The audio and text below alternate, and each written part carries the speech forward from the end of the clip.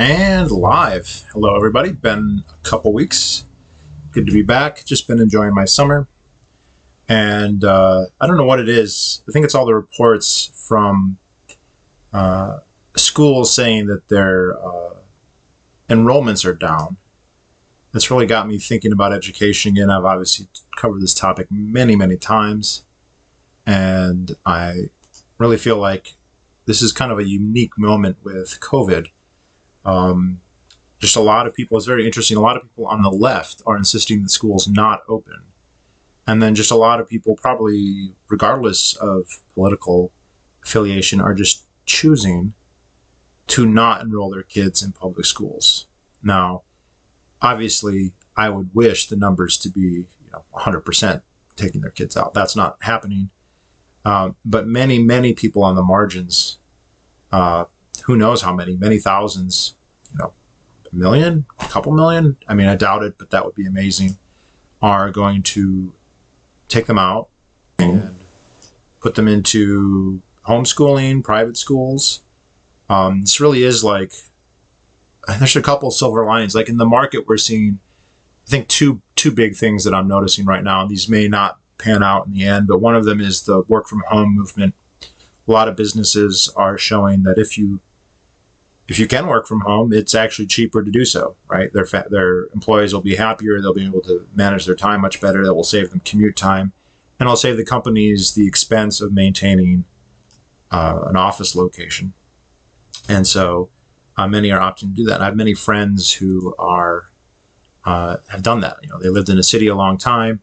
They've always wanted to leave, and now they ask their employer, "Hey, can we move?" And so people who, have stuck in New York City or DC or Boston are moving to places like Florida or New Hampshire. I have a good friend who lives in northern Michigan, a very rural area that's seen a population decline for decades. And he works for the county and sees all of the deeds for sale.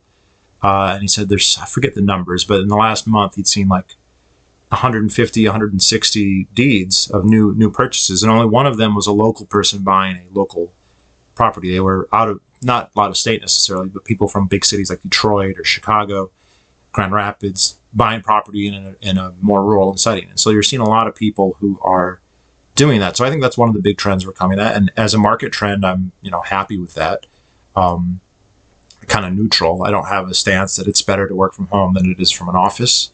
See pros and cons either way, but if this is opening up that possibility and people are running with it and they're able to live a life that they prefer, then that's wonderful. But the other big thing that's, I think, changing, perhaps not as dramatically, but maybe we'll see, is that schools are just completely being hamstrung. They're closing, they're opening only partially, they're having no kids on campus, or they're having kids on campus but not in classrooms, just staying in dorms. It's really, really going to change. Many kids on the margin are not going to go, and then many people are going to ask, because I can guarantee that no matter what happens, even if you have school districts with no children in any of the buildings, nobody's going to get a tax refund. Right? They're not going to say, "Oh, we laid off janitorial staff, we cut down the administrative costs, blah, blah, blah. We don't have groundskeepers, blah, blah, blah. So we only need, 10% less taxes." All right. Wow. Closing all the facilities like that should actually probably be more than 10%, but they're not going to do that. And many people are going to ask, well, wait a second. Fundamentally, the situation has completely changed. The service that we're getting is either less or different in a way that's much less costly. Why is the taxes the same?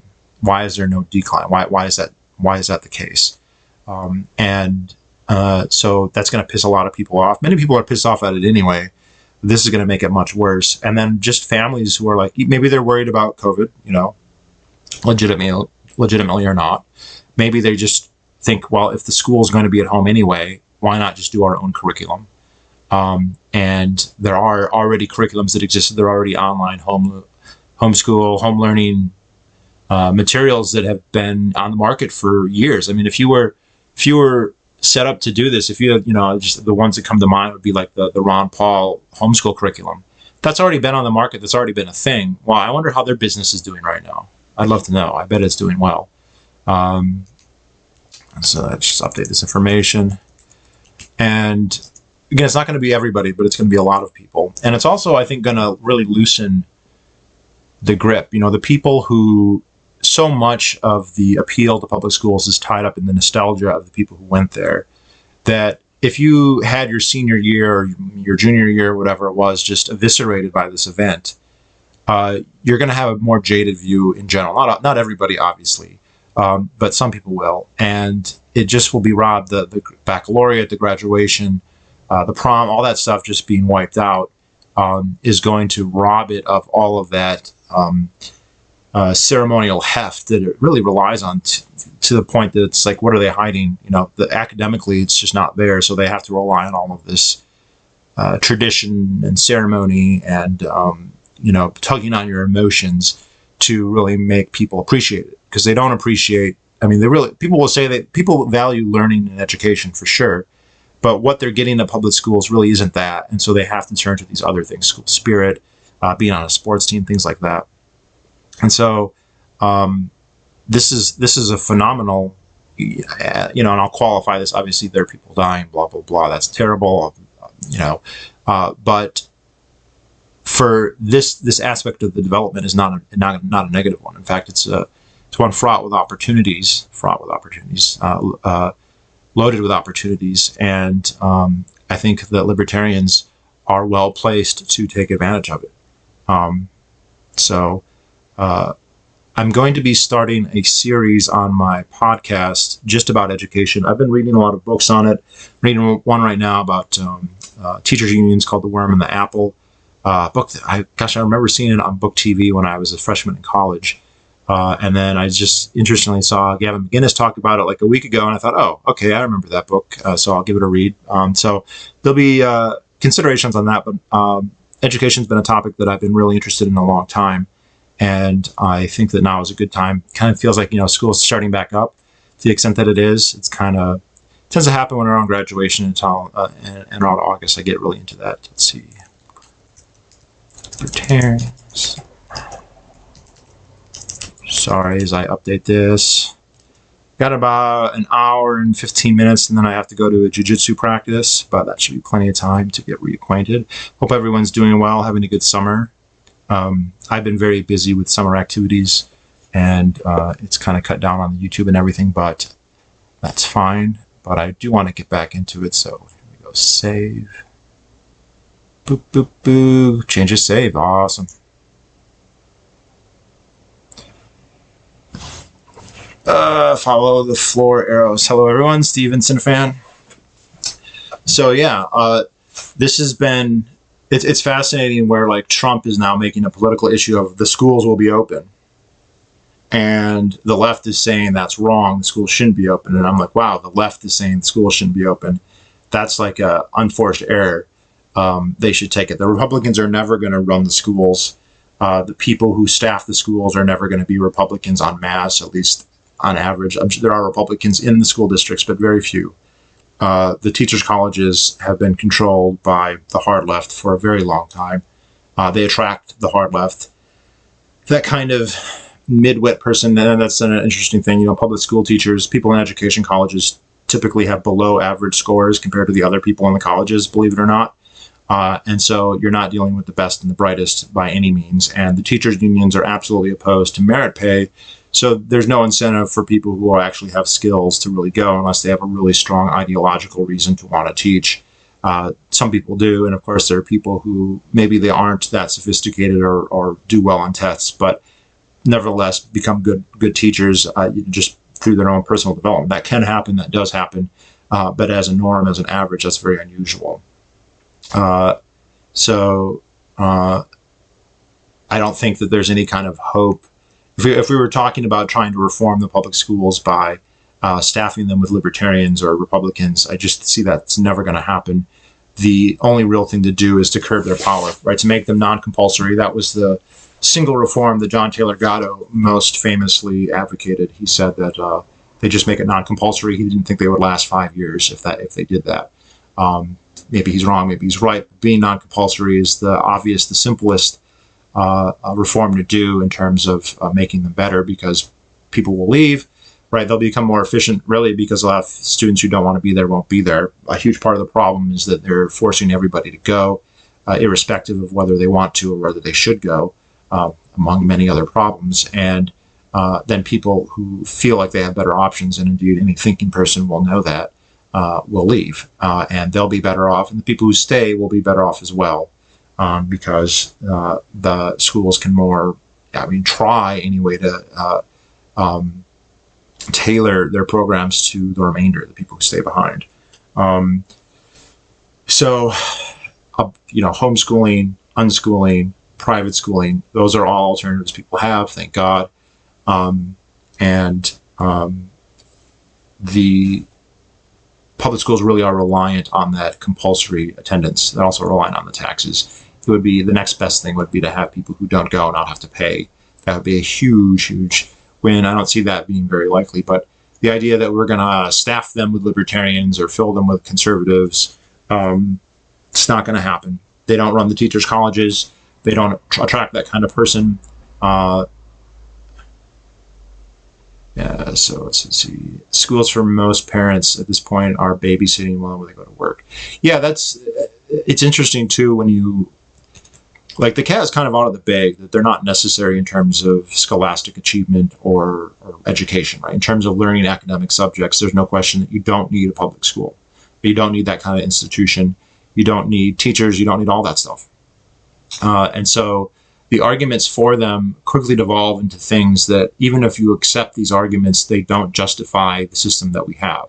So the most common one is, well, okay, sure enough, middle class and upper class people can pay for schools, whether it be homeschooling or private school curriculums or whatever that it may be, but poor people can't. Well, leaving aside the fact that there are charity schools and there are religious institutions that will educate people, and homeschooling is not really that expensive, and unschooling is even cheaper.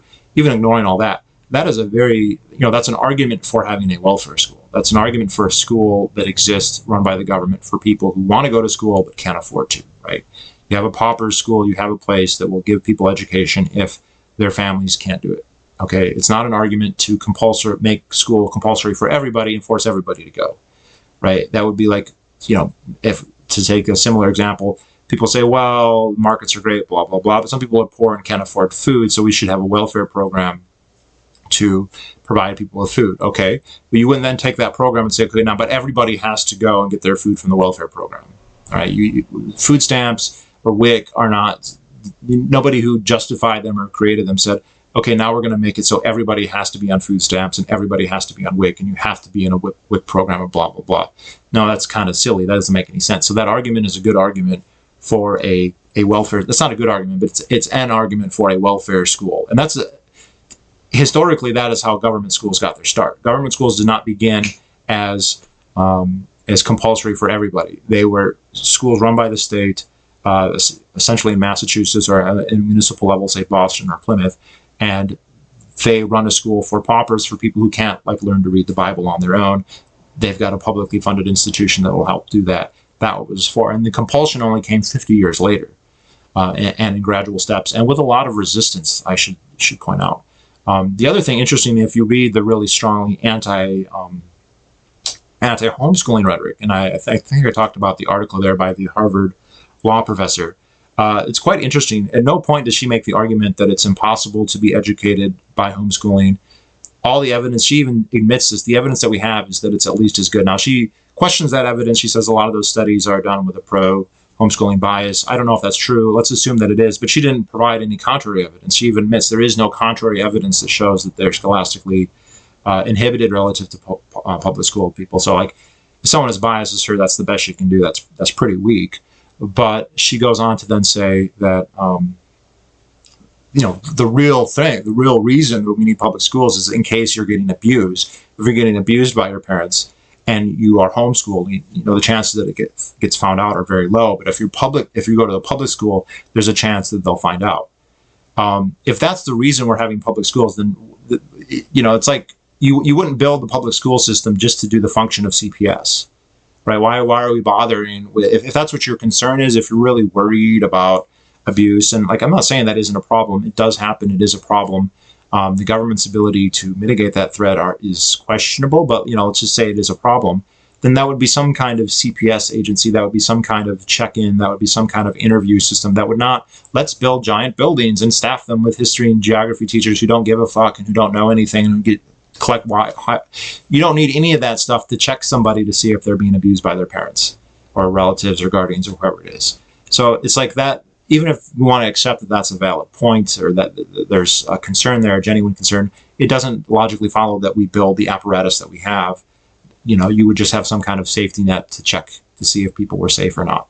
I'm sure that we can imagine a system that does that that's far cheaper than the public school system, all right, if that's the big fear. So it's very interesting that so many of the arguments just kind of devolve this. They're making an argument for a welfare school or for some kind of, we have a CPS, so I don't know, like, what more you want. But the idea that, it would be like, I don't know, if we want to say some children may not get enough meals at home, this is another thing that they might say, well, they don't get enough food at home. Well, instead of saying that food program or soup kitchens or whatever, it's saying, let's build a giant, campus that people can go and spend their whole day getting instruction on topics they won't remember, on things they don't care about, from teachers who don't give a fuck. And then, we'll also give them free lunch. Like that doesn't really make a lot of sense. That's clearly, it sounds to me like that's almost, it's so ludicrous and absurd that it's giving away that that's not the real reason. They don't really care. They don't really care about, I'm sure they'd care, but like they have reasons far independent of checking the child if they're being abused, or verifying scholastic achievement, or helping poor people.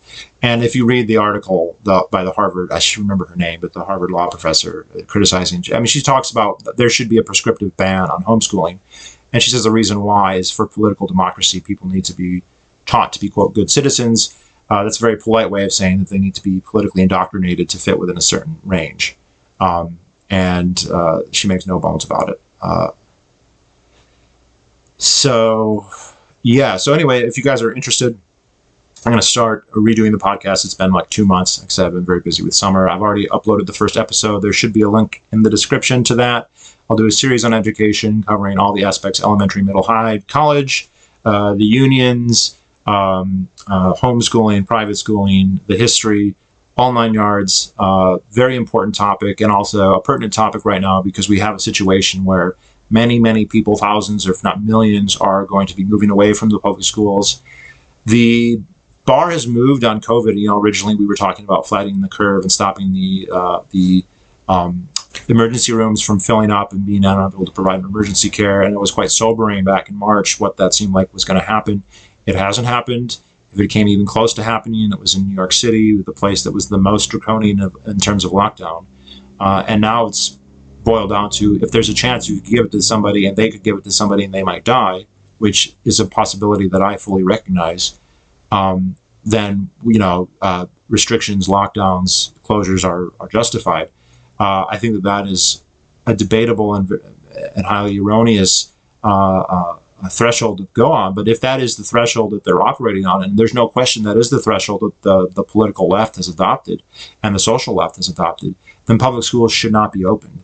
And not only now, but ever again, because this is never going to go away. And the same argument could be used for every other infectious and potentially deadly disease, which is basically all of them.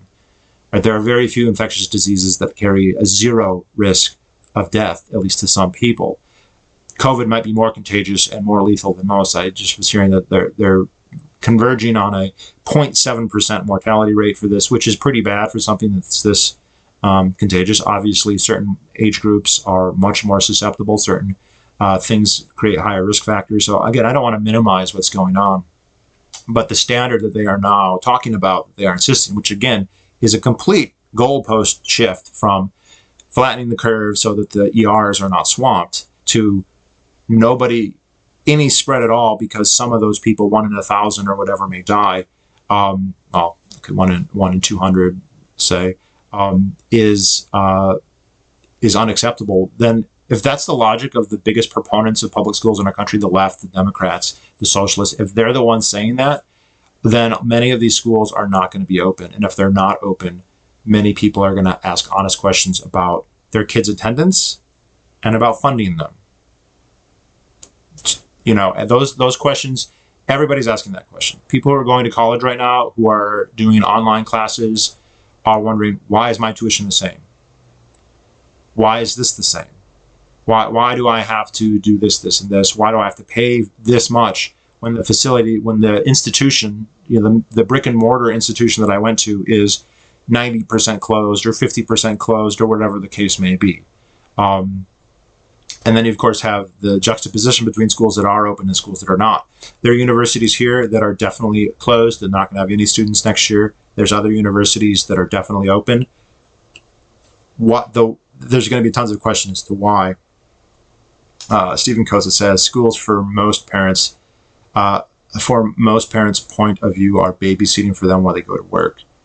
Yeah, and I would say that babysitting is a valid concern when you're talking about elementary school kids. It's not a valid concern when you're talking about middle school and high school kids.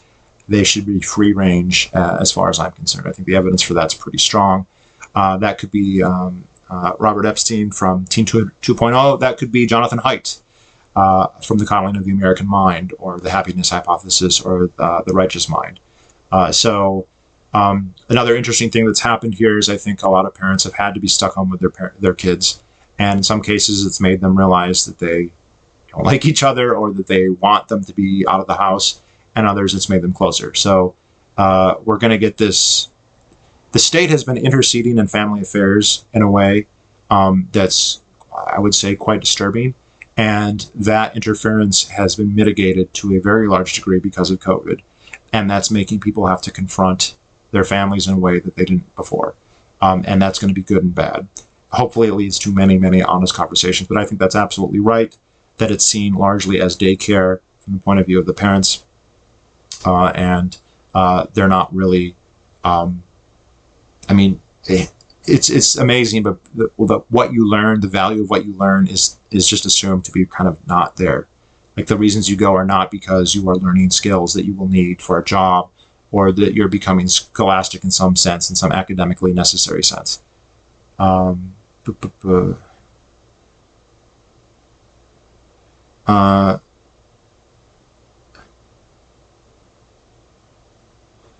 to catch this live. LinkedIn thought it helped convince me to drop out of college years ago. Oh, well, you're welcome.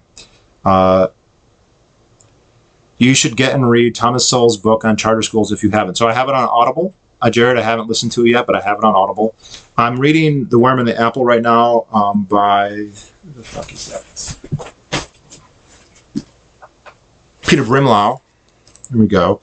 This is quite good. He is not a proponent of charter schools. He says straight up, at the beginning that, public schools, even regardless of the union issue, which the union is a huge issue. When I heard him speak on C-SPAN, and my memory might be bad here because it was 17 years ago, but I remember watching it on the floor of my freshman year in college on my dorm. I didn't have a couch, so I laid on the floor. It sounded in the talk that he thought that, public schools are this wonderful thing, and it's just that the union is kind of, fucking it up a little bit. And reading the book, that's not the case at all. He thinks that they are just, that they're pointless. It's not a public good. It's perfectly excludable. There's no reason that it should be run by the government. That's just social. He calls it by its name. It's the government control of the means of production. That's socialism right there.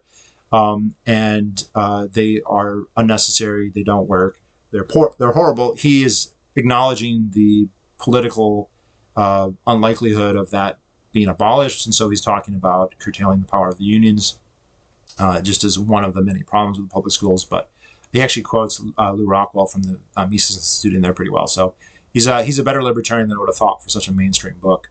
But yes, Jared, I definitely will listen to, Thomas Sowell's books are always excellent and always worth reading, even though he's publishing them as a 90-year-old. I've got it on Audible. It'll probably be my second or third book that I'm still listening to The Great Deformation by David Stockman right now, and that's like 35 hours long, and I still got like 15 to go. So when that's done, I'm going to probably do Souls or maybe one other one first, but yeah, I'll get there. The other good thing about the Brimlow book is he cites many, many other books that all sound interesting and important. And so I've purchased, I think, 4 or 5 additional books on education from former union reps, things like that. People will really know the insides and outs of the NEA and the AFL and AFT. Yeah, so there'll be podcasts about that. There'll be videos about that. Obviously, I've done education before. I find it very fascinating, and it's really important. And we've kind of reached this point where, like, a lot of people are asking very serious questions about it. Why are we paying for it if the kids aren't even going? Why are we sending the kids? The logic of COVID also implies that the whole time that we've had them, we've been incurring this risk of pathogen, that we send these kids to these nexuses of viruses to spread, and they bring them home. And even if the kids themselves aren't at risk, they put their families at risk. And grandma and grandpa, if it wasn't COVID, it was the flu or measles or mumps or chickenpox or whatever else it was, all through the years. And the thing is, none of those are going to go away. Well, let's say we cured COVID tomorrow. Now that the standard is if anybody dies or could die, or there's a threshold of death, even if it's 0.7% or less, that's still somebody dying. We don't want to minimize that, so maybe they should just be closed. So now that we have the fucking liberals saying this, I mean, I can just imagine if the Republicans came out and said, yeah, you know what, you're right, let's just close all the schools. I think that we'd see the left immediately decide that grandma and grandpa dying is okay. But, I mean, it seems like an unuttered error on the part of the Democrats.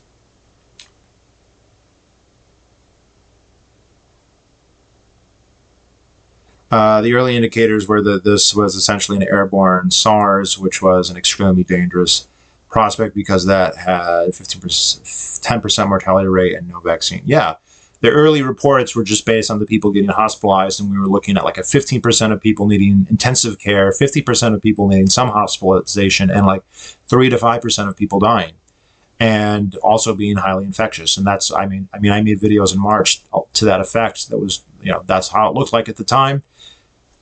It's funny, like, it's asymptomatic for most people, not that serious for most people. It seems like there are some people who are just more genetically predisposed to have it be a serious illness. And it's interesting because a lot of like liberal commentators almost sound like they're upset, that they're disappointed that it's not that lethal for most people.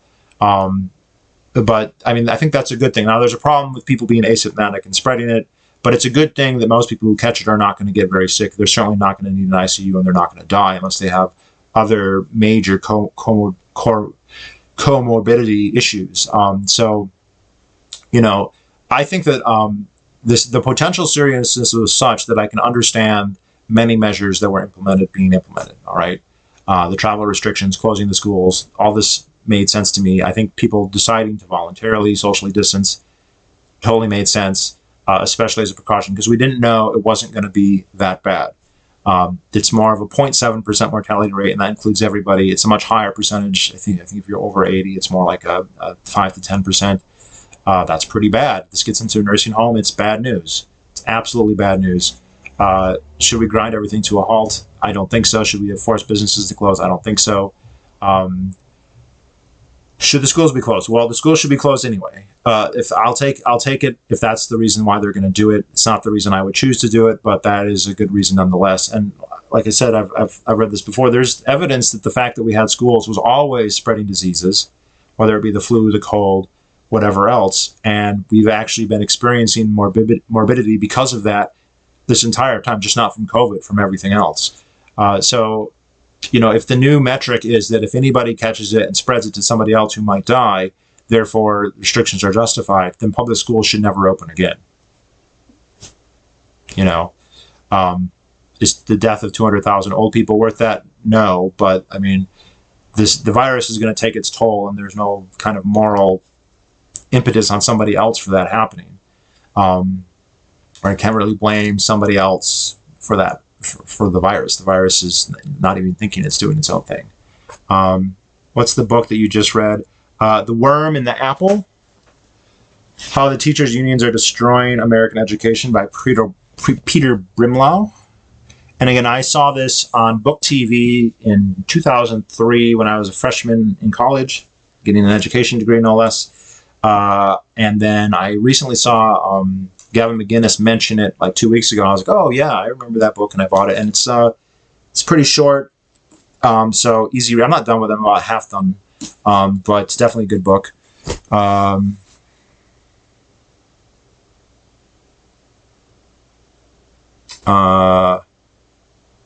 will you ever completely abandon physical books? I highly doubt it. There would have to be some kind of logistical disaster for me to do that. As it is, sometimes when you go to buy a book, the cheapest version is an Audible book or a Kindle version. And if there's a huge difference in the price, I will do that. But I much prefer having a physical book. You can trade them easier, spread them around. They look good on the wall. You don't need a power source to read them.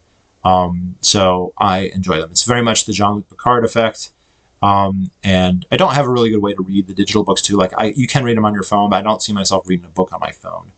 Audible, I like Audible. Listening is not the same as reading. You still get most of the information. It's a valid substitute, and it's a great way to fill up this, driving, walking, at the gym. There's many situations where you can't physically read, and an Audible source is great. So within the last 2 years, I've made really good use of Audible. But I'm not going to stop doing physical books. And also many, many titles that I want are not available in other formats, right? They're going through and getting the stuff that's the most marketable, that's the most popular, that makes absolute sense. But that means there's a big hole, there's a big gap for stuff that there isn't a high demand for. And I'll be honest, like a lot of the books that I read are not in high demand. They're old books, they're published a long time ago, they have small audiences. It's not okay. I read books that are popular too, but like a large percentage, like if we were going to look over my library, I would doubt that even half those books have any digital form whatsoever.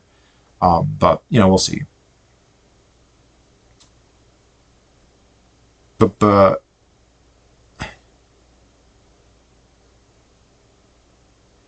Trump criticized for saying COVID, it is what it is, not to absolve him of the government of all responsibility, but he's right. Government can only do so much to control people's behavior is more relevant. Yeah, so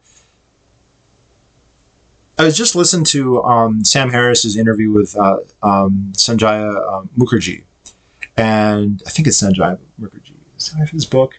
So he's interviewed him twice before, and once on like eugenics and genetic engineering. Mukherjee has a famous book called The Gene, and another one called The Emperor of All Maladies about cancer. And I've got both of them. I've read his book on cancer. Excellent book on cancer if you're interested in reading that book. Listening to his interviews with Sam Harris always shows me, I don't know Mukherjee's politics. I don't think he's a libertarian. But when he talks to Sam, it is evident that Sam is not a libertarian at all. Like he really views the state as this super ethical organization that has plenary authority to do whatever Sam thinks is right. And Mukherjee clearly thinks that there's an ethical framework through which the state has constraints. And so they talked about this outbreak. So Mukherjee's book is on cancer. He's most famous as an oncologist, but apparently his doctorate is in virology. So he's actually an expert in virology and things like COVID. And they talked about what were the biggest problems, what were the biggest mistakes in dealing with COVID. And the number one mistake that Sanjay Mukherjee talks about very explicitly, and it's one I talked about in the video all those months ago, was that the FDA and the CDC prevented there being any tests done. They made a monopoly of tests. They said only we'll make a test, and when our test is ready, that's what we'll use, and nobody can use any other tests, even though there were other tests available, even though there were labs in the United States that had developed tests. They put a stop on that for, I think, 45 days, 40 to 50 days. And Mukherjee is absolutely clear. This is 100% the worst mistake that was made. If anything, if there was any action the government did that caused death, that caused suffering, that contributed to the spread, it was this. And the thing is, that was not Trump. These were programs that existed pre-Trump. There are bureaucracies that operate independent of Trump. Trump did not go and tell them to make a monopoly. Trump did not go and tell them to stop. They did their own thing. And what was amazing listening to that is Sam, and I respect Sam and I like listening to Sam, and he's a smart guy and I give him a lot of credit, more than I used to. But when he looks at that and his attention is drawn to a regulation that did more than anything else to hurt this country and to kill people in this pandemic, his response is, well, the slowness isn't a bug, it's a feature.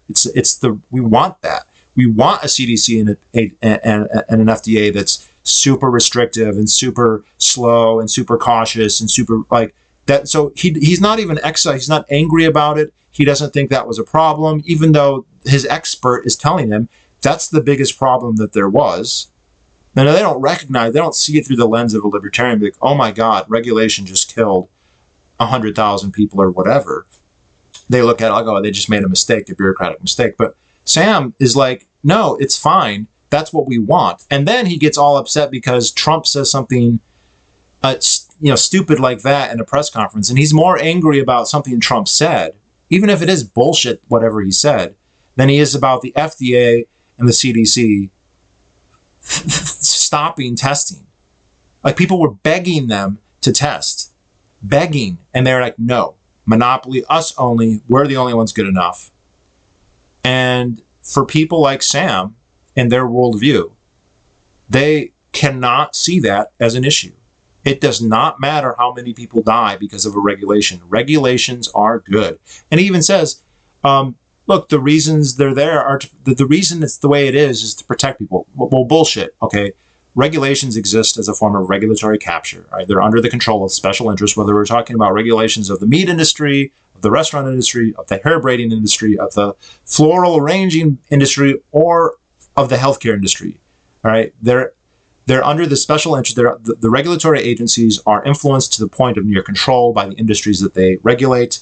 There's so many ways that happens. We could write their entire books about it. And then they use it as rent seeking. Okay, they use it as control, regulatory capture. That's what actually happens. That's the actual truth. There's even leftists who know this. Again, Gabriel Coco's amazing book, The Triumph of Conservatism, goes way back to the progressive era. Isn't about government versus big business. It's about big business and government in partnership against competition to the detriment of consumers, whether we're talking about railroad consumers, television consumers, radio consumers, pizza consumers, education consumers, healthcare consumers. But people like fucking Sam Harris cannot see that. They will not care, and he will never bring anybody on his show who knows about that. Not because he's deliberately biased against them, because it's not even in his, I don't even think it's in his conscious ability. He just takes it that for granted. It's the background noise of his reality is you have to have a regulatory state. And if you have PhDs and degrees and you work there, you should be trusted. And he goes out of his way to exonerate these sycophantic bureaucrats who obviously are bootlickers to the president because he's the president and they're in the bureaucracy that serves him.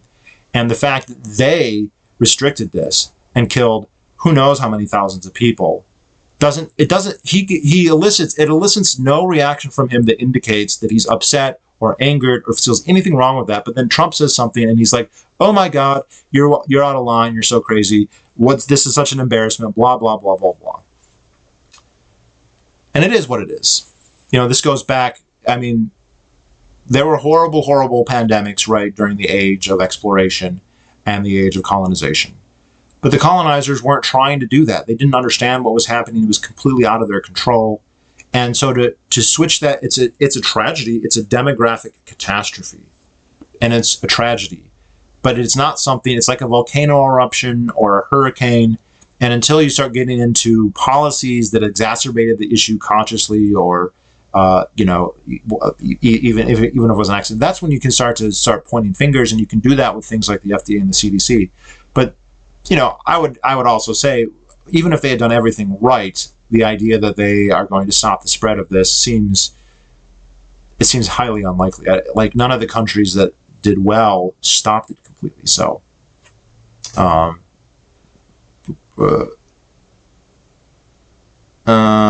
what do you think Kamala Harris VP pick will have on the election? I don't know if it'll have any. VP picks typically don't have a lot to do. Look, Kamala is good because BLM is in vogue right now. It wouldn't have mattered.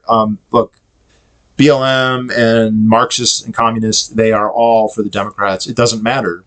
They could fucking have nominated a guy who was, if this was 20 years ago or whatever, say William C. Byrd was still alive and he got the nomination, BLM would still endorse him. I have no question. Like, there would be the outlying voice, the Andrea Dworkins of the world, who would cry foul and say it was wrong. But the organizations, whatever they are, BLM, they would all endorse the Democrat. Doesn't matter. They could literally have worn a sheet and been in the Klan. And Biden isn't that far off, but like, no, I don't think it matters. They're all going to support her anyway. What is the title of the cancer book? Booker G. No, the title of the book is The Emperor of All Maladies. Let's see. I'll find a link for you here. The Amazon.com. I'm not going to spell his name right because he's from India. Let's see, The Emperor of All Maladies. It's a good book. There we go. It's Siddhartha Mukherjee, excuse me. Siddharthamukherjee, excuse me. Put the link in the comments. Boo, boo, boo, boo, boo. Copy. Here you go. Sign into chat. Fuck you. This is my thread. Okay, it's not letting me.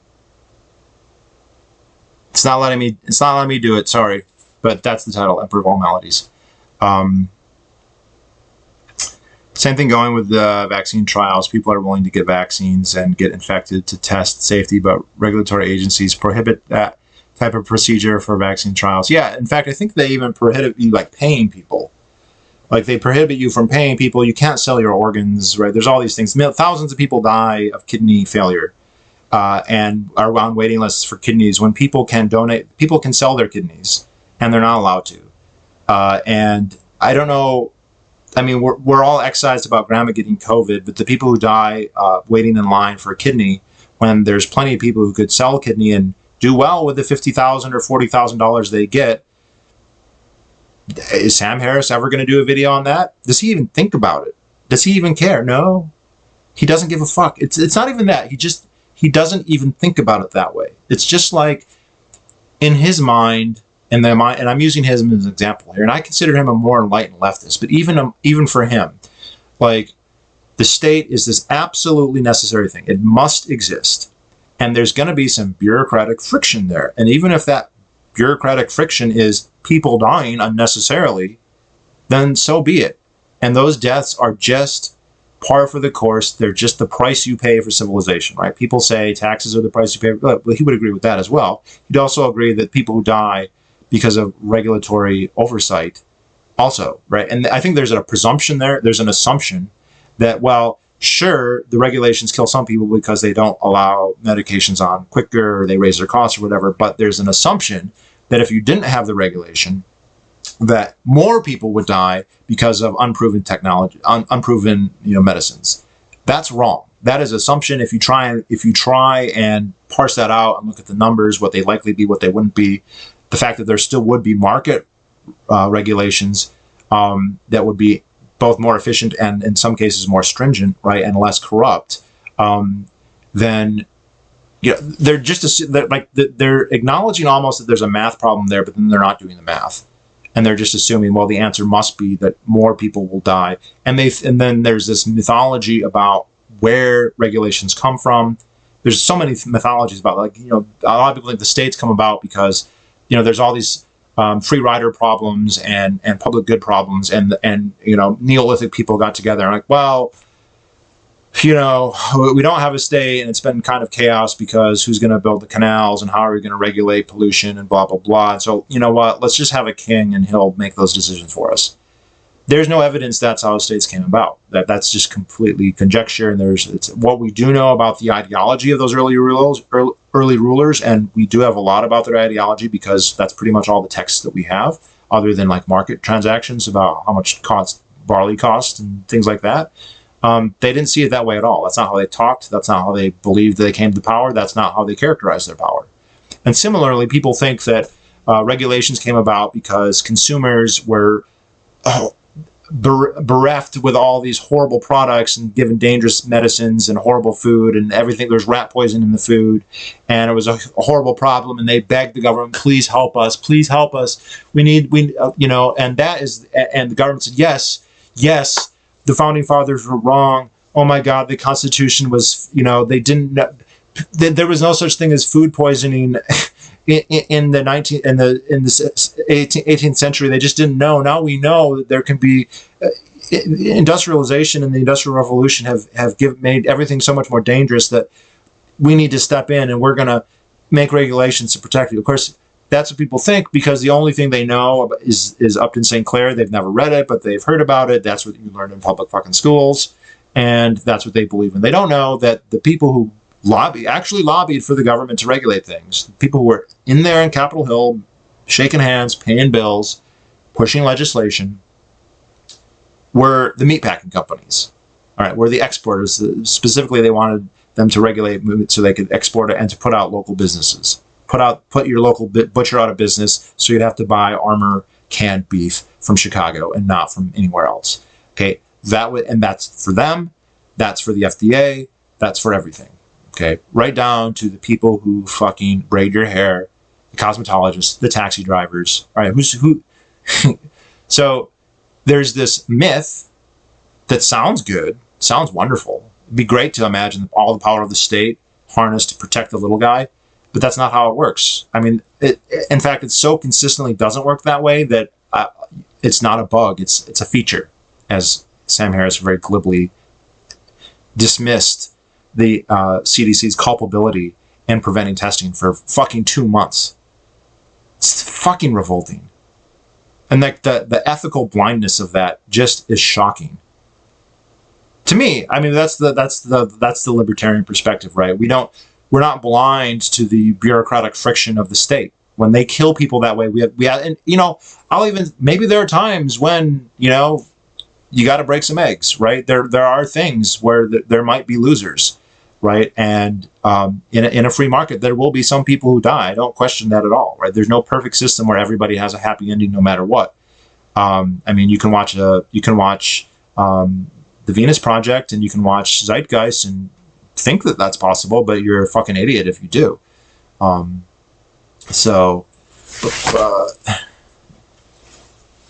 Someone at my school could not be tested because of the federal regulators, so people never found out if they were exposed to COVID. Yeah, they delayed it, I think 45 days or 60 days, and it was ridiculous. And they were making agencies apply. In the interview, I recommend people listen to the, let me get his name right again. It's the most recent Sam Harris video. Siddhartha, he calls him Sid, but Siddhartha Mukherjee. I recommend his books, by the way, The Gene and The Emperor of All Maladies. If you listen to his older, he did an interview with him like 3 years ago. There's a point where they're talking about eugenics. And Sam Harris straight up says, well, if you have like an embryo that's going to have Down syndrome, then the state should be able to euthanize it, whether or not the parents want it or not. Right? He said, because the state has an interest, because that individual will be a drain on resources and never contribute. So they have an interest in doing that. And Mukherjee was like, whoa, there are ethical questions that you just jumped over. He made assumptions, by the way, that the state would take care of these people. Well, no, right? I mean, I had this argument.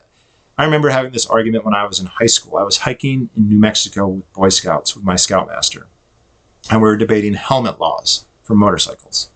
And I was like, I think, hey, it's your body. You want to risk your life. That's on you, right? I would wear a helmet. I won't even drive a motorcycle. Fuck it. It seems way too safe for the thrill you're getting out of it for me, right? But if you decide you want to do that, that's your life. And he goes, yeah, it sounds fine until you get in an accident and you go to the ER and then the taxpayer has to pick up the bill. And I was like, well, fuck that. No, the taxpayer doesn't have to pick up the bill, right? That's on you. You get the bill for that.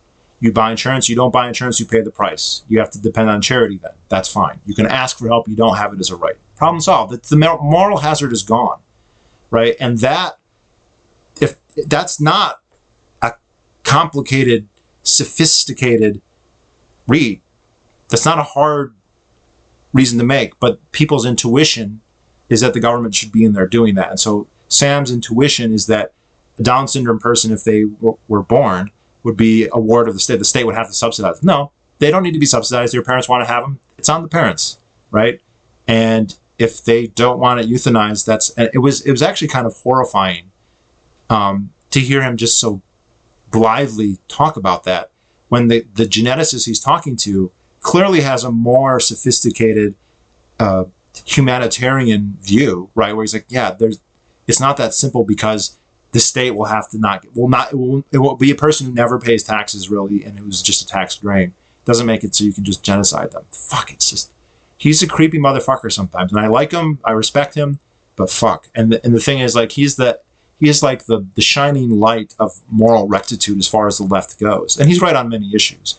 But like, this just shows, I wish that more people had this.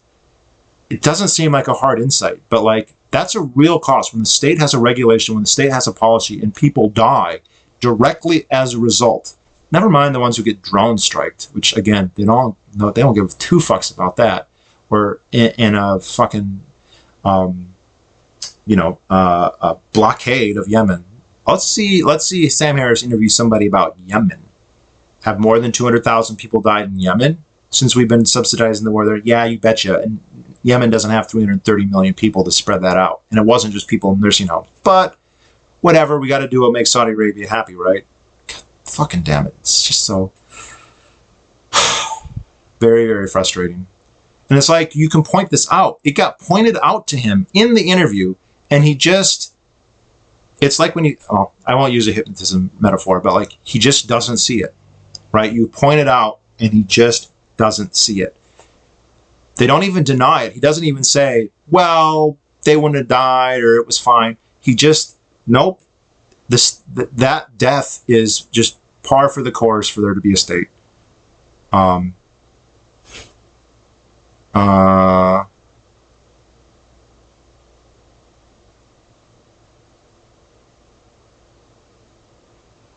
think with less restriction on drugs, you would have more deaths from drugs, but you'd also save more lives, have more drugs. They'd be more affordable, quicker progress. Yes, absolutely. Look, the argument isn't that if they got rid of the regulations, nobody would ever die because of a drug that was not tested as much. That's not the case. Some people would.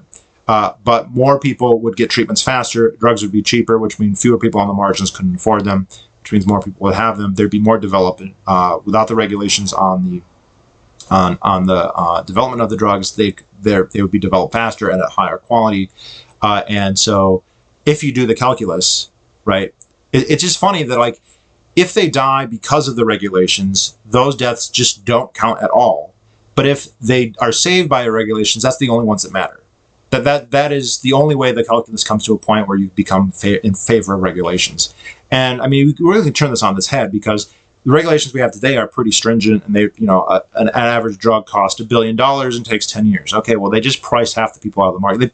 They price half the drugs out of even being developed, right? Because if the market cap, if the total number of people who would use it and the amount they would pay is 200 million, then you're not going to make that drug, because it costs $1 billion to make and takes 10 years, blah, blah, blah. And then when you do if you do make a drug, you got to charge up, it's got to recoup that loss.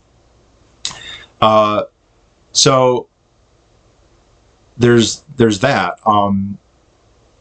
It's just that the people there's two things. I think that the calculus is that fewer people would die, but not only that, they would be exercising their own autonomy. They would be making the choice. I would be deciding if something's risky or not. What we have now is the FDA saying, it's too risky for you. We're making the decision. It's not your life. It's our life. We get to decide. And this is illustrated if you've ever seen the Dallas Buyers Club, which is about a true story, apparently, about a HIV guy who would getting drugs, and the FDA is like, these drugs aren't, you're not allowed to take them.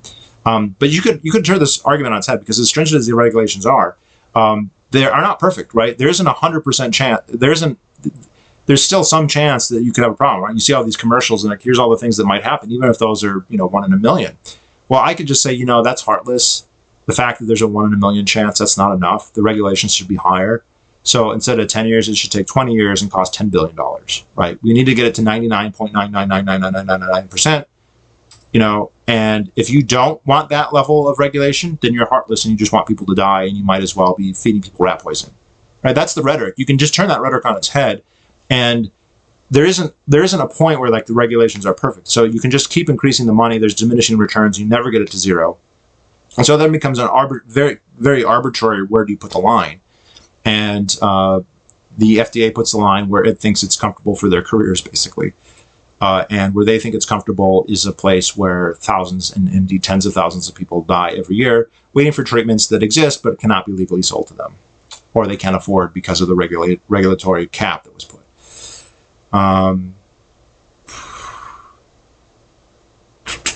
Do these type of free-form streams happen often?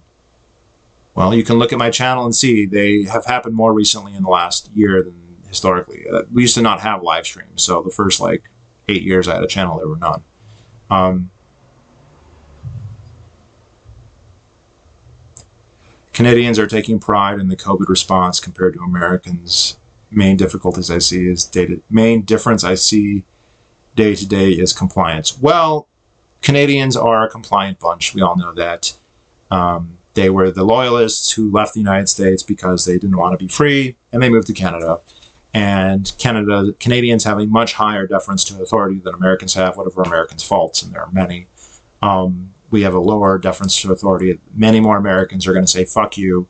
Many places didn't close. Many people went to prison. Many people ignored the lockdown orders when and if they were given. And I see that as something to be proud of. I'll take that. Canadians are not like that. Canadians, they don't have a Bill of Rights. They don't have a Second Amendment. They just had all their guns fucking taken away. And you didn't hear a peep from hardly any of them. And they elect a blackface fucking prime minister. So, 36. All right, guys, I got about 20 minutes, and then I got to pack up to go to jiu-jitsu.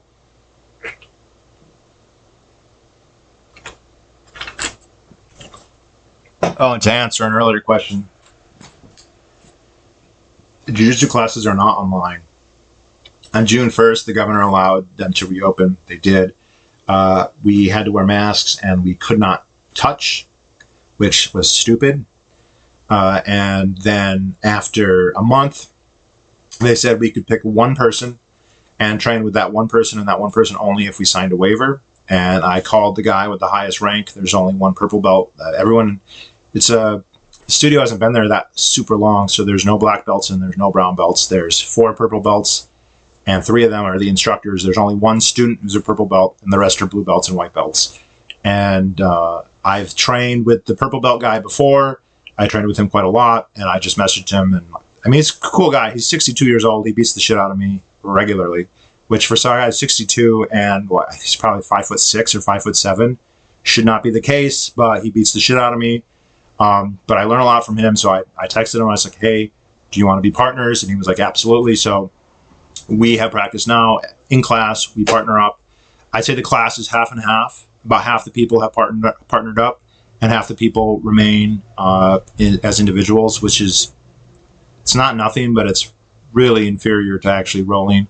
And he and I practice outside of class. I mean, we meet. I'm going to meet him where I'm going, and it's not for class. We're just going to his place. He's got mats. He's got a pool too, so it'll be nice.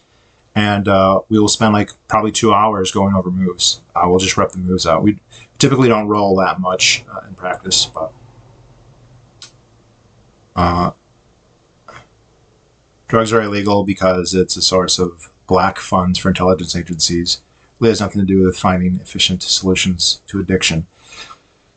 Well, I think that you're right that they are used as black funds for the CIA famously. I mean, definitely, we know they were in the 80s, and it wouldn't surprise me if they still were. Famous stories that they're the number 1 crack dealers in LA. I don't think that's the only reason, though. All right, I think that it's convenient for them to have a carte blanche war on drugs, something for them to go after that they can just attack anybody for.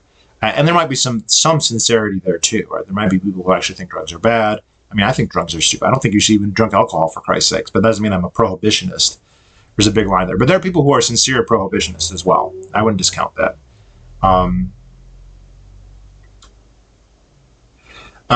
Can you make a video breaking down why private healthcare is better than universal? Arthur, if you look, I have 3 videos. Why healthcare is expensive, why healthcare is not expensive. They're older videos. I think they're 8 years old. They're pretty good. I've had a couple people tell me that actually turned them into libertarians watching those videos. So just type, why is healthcare... type my username, and then why is healthcare expensive and why is healthcare not expensive. I think there's 2 or 3 videos to that effect. I'm sure I'll cover it again, but very, very briefly, incentives. I mean, just everything when it comes to markets, especially if you're talking about something that's not a public good where it's excludable, which healthcare definitely is, with the exception of maybe like herd immunity and immunization, but anything else, it's definitely excludable. Then you want to have free entry, you want to have free competition, you want wages and prices to be able to fluctuate by the market, not be regulated. And the thing is, the government regulates our medical industry so much at so many levels. How many medical schools? Who needs a medical degree? How long you go to medical school? How to get a license? How many hospitals there are? How many people the hospitals can have? Who can be billed? They push people into private insurance. All right, there's tax schemes. Your insurance is not part of your income. So companies can pay you more through insurance, through a third-party insurance, rather than salary. It's good for tax reasons. So people started doing that in World War II. It actually came about in World War II. It happened before, but it became popular in World War II when there were maximum wages set, right? Everyone talks about minimum wage in World War II to stop inflation. Right? The government was inflating the money supply, but to keep prices down, they set prices and wages so people wouldn't be paid very much, but there was still demand for labor. Employers still had to compete for workers. So what did they do? If they couldn't give them a higher wage, you gave them perks. Well, those perks might be gas cards. That might be cards for because everything was rationed. So you get cards for sugar or wine or whatever. And then they could give you health care because that wasn't taxed and they didn't put a cap on that. So suddenly this whole thing where people started going to insurance, that's the government's fault. And they made it more expensive on every level. Everything from the medical tape that you use, right? The medical tape that costs 20 cents to make costs $59 because the accreditation and the licensure required, blah, blah, blah, blah, blah. And that's the tape, the insurance, the drugs, the treatments, the equipment, the doctors, the fucking janitors there, everything. The medical schools, there's limits to how many medical schools there are. Look up the Flexner report. I talked about that in the previous video. Subscribers pointed that out to me. I looked into it. They literally said, let's reduce the number of medical schools so we can reduce the number of doctors so doctors can charge more. I mean, I was bitching about the teachers union. AMA is the same thing, right? You get this group of people working together, and they want to raise their own wages, so they stop competition by outlawing competition. So you got to get a license, you got to get a medical degree, it's got to be from accredited school, blah, blah, blah. We're going to reduce the number of accredited schools, and that's fine for them to associate, but the problem is when they go to the state and say, okay, enforce this. And it's for us. The AMA is not doing that for you. They're doing it for themselves. And the American Medical Association lobbies for licensure, lobbies for restrictions on the number of medical schools and the types of medical schools. They're not doing that for you. They're doing that so the doctors can charge more, so prices can go up. And that's exactly what happened. Now, that sounds, we're social animals, and you can't come out and say, I'm doing this for my own benefit. So you say, I'm doing it to protect you. That's always what they say. But that's not what actually is happening. It never is, whether we're talking about meat packing, medical, or school. But I would check out those videos, but in real brief, that's it, the incentives. I had to buy a home gym. Likely will close everything again. Showers and sauna will probably be considered unsafe for years. Yeah, so the showers are open at my gym. I am working out again pretty regularly. But the sauna and steam room are closed, so that sucks. Yeah, do what you got to do.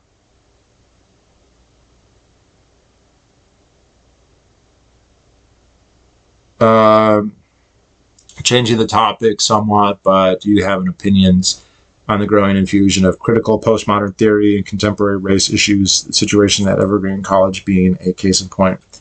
I would just, I mean, yeah, listen, what's his fucking name?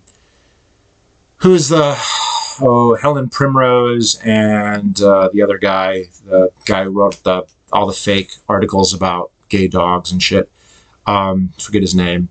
That's interesting. I'm buying their book when it comes out. I've listened to most of their podcasts, most of their lectures on it. They did one with Thaddeus Russell and a couple other ones months ago.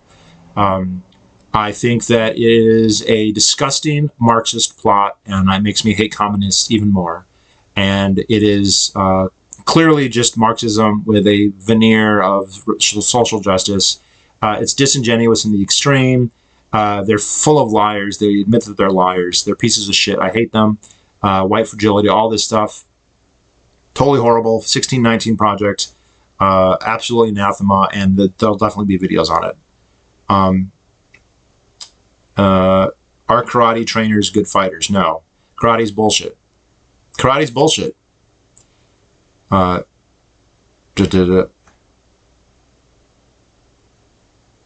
That's interesting. The karate CEO I attend had been having online classes since either late March or early April. Yeah, but see, karate, you can do kata and you can do the forms, and most karate schools don't do a lot of sparring. The day I've trained with this guy before, and we were swimming in this pool after. His son's also in jiu-jitsu, and his son's got a black belt, second-degree black belt in Kyokushin karate, and he quit, and he just does jiu-jitsu now. And he says that karate is worthless. He's like, when he first joined the black belt class, he was the youngest guy there. He was the lowest ranking guy there. Everyone else there had more karate experience than him. And the teacher, who also is a purple belt in jiu-jitsu, Gracie Jiu-Jitsu, said, hey, when we spar, you are allowed to use takedowns. He goes, you can't use any submissions, but you can use takedowns. And he said he defeated every single person in that class. And this guy's a small guy. He's a small guy. I think he was probably 14 or 15 at the time. And he goes, they don't have anything when you close, when you clinch, they don't have anything.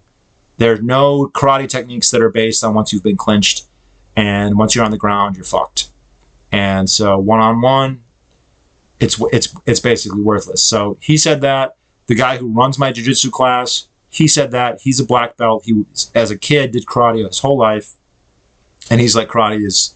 He can't diss it because their business also does karate, but he'll tell you privately, if you're looking for something that's effective, karate is not it. Now, there are some forms of karate that are more intense sparring-wise and might be more effective, but that's a very small margin of them. And if you're looking for something that's effective, boxing, Muay Thai, Jiu-Jitsu, or MMA, if you can find a good one that combines them all, that's where it's at. It's not in karate.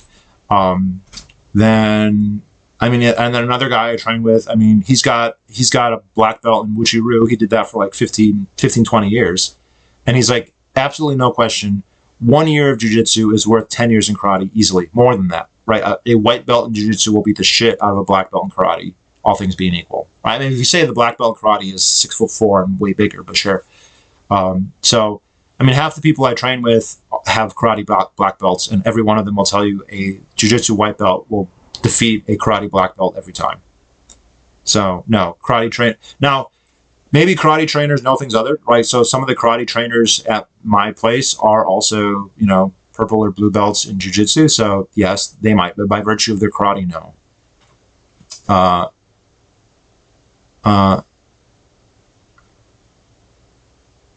Thoughts on the state of the American economy you're with seeing improving? Thanks. That's too big of a question, but it could be great, and it's limping along because the government's in the way and hurting it horribly. Thoughts on possible connections between autism and libertarianism? Seems like libertarians use their brains differently than non-libertarians, similar to autists. So I think there's a correlation there. Look, libertarians are not all the same. There definitely are autistic libertarians for sure. That stereotype is there for a reason, but not all. Ooh, got a little horn going.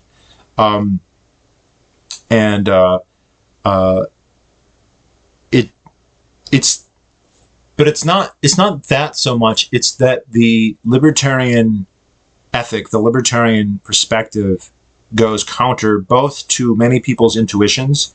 In some ways, it matches people's intuitions. Oh, you should be free. You should be fair. It's your body, your choice. These are things that do intuit with people pretty well. But then, the idea that you should pay, when you say, should you pay for your own healthcare? People say that they agree with that. But then people will also say it should be free, or you should, the government should give everyone health care. So people have intuitions about that. But the main thing is it goes against the political ideology or the mainstream view of rights and wrongs in the government that people are brought up in. And so, you spend your whole life being taught that the government is the solution to all the problems, if not every problem, most problems, and that it's beneficent, and that the growth of history is the growth of the state increasing its control and bettering society through that control. All right, so the idea that the state is actually this horribly inefficient, horribly damaging, destructive force, which it demonstrably is. It demonstrably is, but then people will just do this, it's a necessary evil type deal. And it's like, what evil is it suppressing that it's worth the price? And people just really underestimate the price. Like people like Sam Harris, never mind taxes. They just don't see the blood. They don't see the gun in the room, to take a horrible example. But like, they just don't. They don't see the coercion. They don't see it as coercion, right? So being forced to pay taxes, being forced to do this, being drafted, blah, blah, blah. They just don't see that. They see that as a totally different level than, like, if a private person drafted you, to pick cotton, for instance, well, that would be horrible. But if they drafted you to go kill, Asians, Vietnamese people, or Japanese people, or whatever, then I just don't see that as in any way similar. I remember seeing one of this Egyptologist talking about the pyramids, and he's like, it's a myth. They weren't built by slaves. They weren't built by slaves at all. The state just compelled the citizens to work. Well, first of all, calling them citizens is silly. They didn't have any rights in any meaningful sense. Then they had no stake in government, whatever. You had a pharaoh who had godlike authority to do whatever he wanted, ruling in a power-sharing agreement with a priestly class, and maybe a military. And everyone else was just a tax cattle, literally. And they compelled them, corvée labor, right? You have to give labor to the state. Well, you don't want to call that slavery, but I don't know what else. If it's not slavery, it's something that's just as bad. We don't have good numbers on Egypt, by the way, but when they've tried to estimate it, they think it might be as high as 10% of the corvée labor would die in a year, in a season of work on these projects, on these megalith projects. I don't know how many private slave owners could afford that, 10% death per year. And they don't see it from the regulatory capture. They don't see it from the drone strikes. They don't see it from the war on drugs. They just don't see it. And when they do see the death, they just kind of like, well, it's a bad policy, but it's not any kind of systemic issue about the government. And so I don't think it's unique to have Asperger's. I think it's more that you are just, there's a huge indoctrination institution called public schools that are there to, among other things, pull the wool over your eyes, right? They're never going to train you to criticize the government. And then you go to college, and, there the debate is between the conservatives who favor the government that we have and the Marxists who want an all-powerful government that does everything. And, you split that Hegelian difference and you end up as a democratic socialist, and so then it becomes very hard. They just don't see things through that prism, right? You've been trained not to. And like I said, like the libertarian case it does intuit in a lot of ways, right? Especially in the United States. But the state, and these aren't necessarily good arguments in and of themselves, but they do explain why it's so plausible to so many people. It does intuit to a lot of people.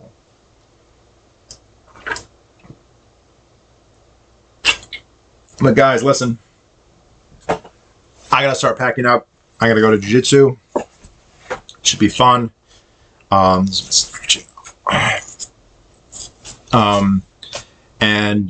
look for that link in the description to the podcast. I'll be doing more episodes about education there. The ones in the YouTube videos won't cover it as much, so most of that will be in the podcast. Thank you for anyone who has done reviews of that. I really appreciate it. I don't check that a lot. I just checked it today. I hadn't even been looking at the podcast for like months. There are a couple good reviews on there, so check it out. Whatever, Apple, Podbean. It's on multiple different things. I'm not even sure everything is on. That stuff gets mirrored so readily. But yeah, link in the description. Check it out. It's all free, so I'm not asking for any money or blah, blah. There's no Patreon, nothing like that. You could just go on, watch, and if you like it, give it a review, spread it around if you think it's good. Yep, I'll be seeing more of you guys later.